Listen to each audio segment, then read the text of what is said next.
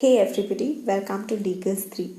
ये मेरे लूसेंट जी के टॉपिक वाइज एनालिसिस का थर्ड वीडियो है और आज का टॉपिक है battle of Buxar. Battle of Buxar का जो इवेंट है वो 22 अक्टूबर 1764 को हुआ था, जिसमें एक तरफ इंग्लिश ईस्ट इंडिया कंपनी जिसको कि हेक्टर मुनरो हेड कर रहे थे और दूसरी तरफ कंबाइंड अलायंस था मीर कासिम जो कि नवाब ऑफ बंगाल थे, शाह आलम टू जो मुगल एम्परर थे दिल्ली में तभी, और शुजा उद दौला जो कि अवध के नवाब थे। इन तीनों को मिला के इनकी कंबाइंड अलायंस जो थी वो इंग्लिश ईस्ट इंडिया कंपनी के अगेंस्ट लड़ रही थी बैटल में, और इस बैटल में इंडियन आर्मी को ब्रिटिश फोर्सेस ने हरा दिया था। पर बैटल ऑफ बक्सर क्यों हुआ ये जानने के लिए हमें बैटल ऑफ प्लासी का बैकग्राउंड इंसिडेंट और साथ ही इसके सराउंडिंग कुछ इंसिडेंट्स को भी जानना हो। तो बैटल ऑफ प्लासी ने इंडिया में ब्रिटिश रूल का नींव तो डाल दिया था, साथ ही जैसा ब्रिटिशर्स ने मीर जाफर को प्रॉमिस करा था वैसे उन्होंने उन्हें पपेट नवाब ऑफ बंगाल भी बना दिया था। थर्ड, सिराज उद दौला प्लासी के बैटल के बाद बैटल फील्ड से भाग गए थे, पर बाद में उनको ब्रिटिशर्स ने कैप्चर करके मार डाला था। ब्रिटिशर्स ने जो फ्रेंच के फोर्ट्स थे चंद्रनगौर में उनको अक्वायर कर लिया था और साथ ही फ्रेंच का एडमिनिस्ट्रेशन सिर्फ और सिर्फ पौंडीचेरी तक रेस्ट्रिक्ट कर दिया था। फाइनली ब्रिटिशर्स जो हैं वो सबसे पैरामाउंट पावर बन चुके थे बंगाल के फ्रेंच और डच को सक्सेसफुली हराने के बाद। एक और माइनर सा पॉइंट नोट वर्दी है इसके रिस्पेक्ट में, वो ये है कि रॉबर्ट क्लाइव ने ईस्ट इंडिया कंपनी को एज अ सोल्जर ज्वाइन किया था, बट उनको बाद में बंगाल का गवर्नर बना दिया गया था ऑफ ईस्ट इंडिया कंपनी। तो अब वो सारे सराउंडिंग इंसिडेंट्स की बात कर लेते हैं जिनके कारण बैटल ऑफ बक्सर हुआ। सबसे पहले क्वेश्चन ये उठता है कि मीर जाफर जो कि पपेट नवाब थे बंगाल के, उनको हटाया क्यों गया। तो जैसा कि ब्रिटिशर्स ने मीर जाफर को प्रॉमिस किया था कि बैटल ऑफ प्लासी के बाद वो उनको नवाब बना देंगे, तो वैसे उन्हें बंगाल का नवाब तो बना दिया गया, पर मीर जाफर को ब्रिटिशर्स की काफ़ी सारी गलतियां बाद में दिखने लगी। जैसे कि जो कंपनी के ऑफिशियल्स थे वो उनको मिले हुए दस्तक और फरमान जो ट्रेड प्रिविलेजेस उनको ग्रांट किए गए थे उनको काफ़ी मिसयूज़ कर रहे थे। साथ ही बंगाल के एडमिनिस्ट्रेशन में ब्रिटिशर्स का इंटरफेरेंस कुछ ज़्यादा ही बढ़ रहा था, क्योंकि एज अ नवाब मीर जाफर को अपने सब्जेक्ट्स का भी ध्यान देना उतना ही इम्पोर्टेंट था, एडमिनिस्ट्रेशंस का ख्याल रखना भी उतना ही ज़रूरी था, और ब्रिटिशर्स के इतने इंटरफेरेंस के कारण वो अच्छे से अपनी ड्यूटीज़ नहीं निभा पा रहे थे। तो इसके अगेंस्ट मीर जाफर एक प्लान बनाते हैं जिसमें कि वो डच ईस्ट इंडिया कंपनी को अपनी तरफ ले लेते हैं और ब्रिटिश के अगेंस्ट एक बैटल छेड़ देते हैं। इस इंसिडेंट को पॉपुलरली बैटल ऑफ चिंसुरा के नाम से जाना जाता है, जो कि 1759 में हुआ था और ब्रिटिश ने सक्सेसफुली डच को इसमें हरा दिया था। वैसे तो ब्रिटिशर्स ने मीर जाफर को नवाब ऑफ बंगाल इसलिए बनाया था ताकि वो उनके पपेट रूलर बन के रह सकें, पर अब उनको ये लगने लगा कि ये बिल्कुल अपने इंडिपेंडेंट स्पिरिट में और ब्रिटिशर्स के अगेंस्ट काम कर रहे हैं, तो उन्होंने मीर जाफर को मीर कासिम से जो कि उनके दामाद थे उनसे रिप्लेस कर दिया और अब मीर कासिम नवाब ऑफ बंगाल बन गए। तो अब मीर कासिम की बात कर लेते हैं जो हमारे अगले नवाब ऑफ बंगाल बने।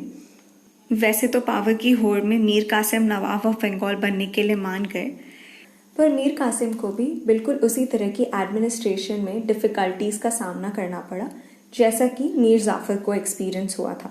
जैसे कि ब्रिटिशर्स का हद से ज़्यादा इंटरफेरेंस बंगाल के अफेयर्स में, और साथ ही उनका दस्तक और फरमान जो ट्रेड प्रिविलेजेस थे उनका हद से ज़्यादा मिसयूज़ करना, ये सारी चीज़ें मीर कासिम को भी खटकने लगी थी जैसे कि मीर जाफर के साथ हुआ था। तो ब्रिटिशर्स के अगेंस्ट मीर कासिम ने एक बड़ा स्टेप लिया by abolishing the taxes which were paid by the Indian traders, क्योंकि अभी तक लोकल इंडियन ट्रेडर्स को टैक्सेस तो पे करने रहते थे पर इंग्लिश ईस्ट इंडिया कंपनी को कोई टैक्सेस पे नहीं करना होता था।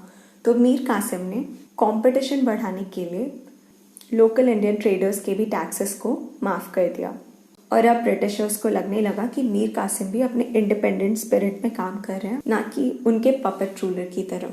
इसके बाद ब्रिटिशर्स और मीर कासिम के बीच में काफ़ी सारे बैटल्स हुए गीना, कटवा और उदयनाला में।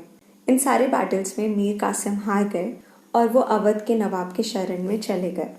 तो बैटल ऑफ बक्सर किन के बीच में हुआ ये तो आपको अभी तक याद हो चुका होगा। इंग्लिश ईस्ट इंडिया कंपनी को हेड कर रहे थे हेक्टर मुनरो और कंबाइंड अलायंस था Mir Qasim, Nawab of Bengal, Shah Alam II, Mughal emperor at Delhi, Shuja ud Daula जो कि अवध के नवाब थे। तो जो बक्सर जगह है वो तभी बंगाल के प्रोविंस में आता था और अभी के बिहार में आता है। ये बैटल एक टर्निंग पॉइंट माना जाता है हिस्ट्री में, बिकॉज इसके बाद ब्रिटिशर्स इंडिया के एक इमर्जिंग पॉलिटिकल पावर बन गए, इंडिया के एक बहुत मजबूत पॉलिटिकल पावर की तरह इमर्ज हो गए। एक छोटे से पॉइंट पे आप और ध्यान दीजिएगा कि मीर जाफर को नवाब ऑफ बंगाल फिर से बना दिया गया ब्रिटिशर्स के द्वारा, क्योंकि मीर जाफर अपनी पावर चाहते थे, पर ब्रिटिशर्स ने इसके बदले उनसे काफ़ी बड़ा अमाउंट वसूल किया। तो जब बैटल ख़त्म हो गया तो ट्रीटी की बात आती है, और क्योंकि रॉबर्ट क्लाइव हमने लर्न किया था वो गवर्नर थे बंगाल के, तो ट्रीटी जो साइन हुई थी वो 2 ट्रीटी साइन हुई थी, एक रॉबर्ट क्लाइव और शुजा उद दौला के बीच में और एक रॉबर्ट क्लाइव और शाह आलम II के बीच में। जो शुजा उद दौला के साथ टर्म्स ऑफ द अग्रीमेंट थे वो ये थे, शुजा उद दौला जो कि अवध के नवाब थे, उनको अवध तो लौटा दिया गया, पर अवध के 2 प्रोविंस कोरा और इलाहाबाद उनको नहीं लौटाया गया। साथ ही ब्रिटिशर्स ने उनको कहा कि आपको 50 लाख की वॉर इंडेमनिटी हमें देनी होगी। वॉर इंडेमनिटी का मतलब यहाँ होगा कि ब्रिटिशर्स को इस बैटल के लिए जो खर्च हुआ ये आपको लौटाना पड़ेगा। शाह आलम II जो कि मुगल एम्परर थे दिल्ली में, उनके साथ इनके टर्म्स ऑफ अग्रीमेंट ये थे, कोरा और इलाहाबाद का प्रोविंस जो कि नवाब ऑफ अवध का हुआ करता था वो इन्होंने शाह आलम II को दे दिया, और ब्रिटिशर्स ने उन्हें प्रॉमिस किया कि हम आपको हर साल 26 लाख रुपए पेंशन की तरह देंगे, पर उसके बदले आपको हमें बंगाल की दीवानी राइट्स देनी पड़ेगी। उन्होंने शाह आलम II को ये भी कहा कि हम आपकी सुरक्षा के लिए आपको आर्मी देंगे, आपको ट्रूप्स देंगे, पर उसके लिए आपको हमें पैसे देने होंगे। अब सुरक्षा की बात आई तो सुरक्षा किससे? तो सुरक्षा मराठा से होगी। इसके बाद बंगाल का एडमिनिस्ट्रेशन 2 लोगों के पास आ चुका था, एक तो ईस्ट इंडिया कंपनी के पास और दूसरा नवाब ऑफ बंगाल के पास। जो कंपनी थी उसके पास दीवानी राइट्स थी। दीवानी राइट्स में इंक्लूड होते हैं पावर टू कलेक्ट रेवेन्यू, और उस रेवेन्यू को आप किस किस तरह से यूज़ कर सकते हैं, और साथ ही उनके पास मिलिट्री पावर्स भी थे और वो सिविल जस्टिस इम्पार्ट करते थे।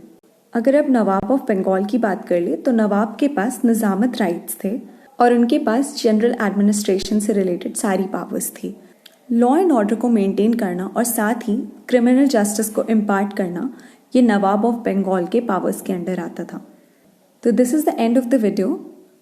मेरा जो नेक्स्ट वीडियो होगा वो अभी तक के तीनों टॉपिक से रिलेटेड प्रीवियस ईयर क्वेश्चंस के MCQs के ऊपर होगा, पर अगर आप चाहते हैं कि मैं किसी स्पेसिफिक टॉपिक पर वीडियो बनाऊं तो please let me know in the comments. Thanks for watching.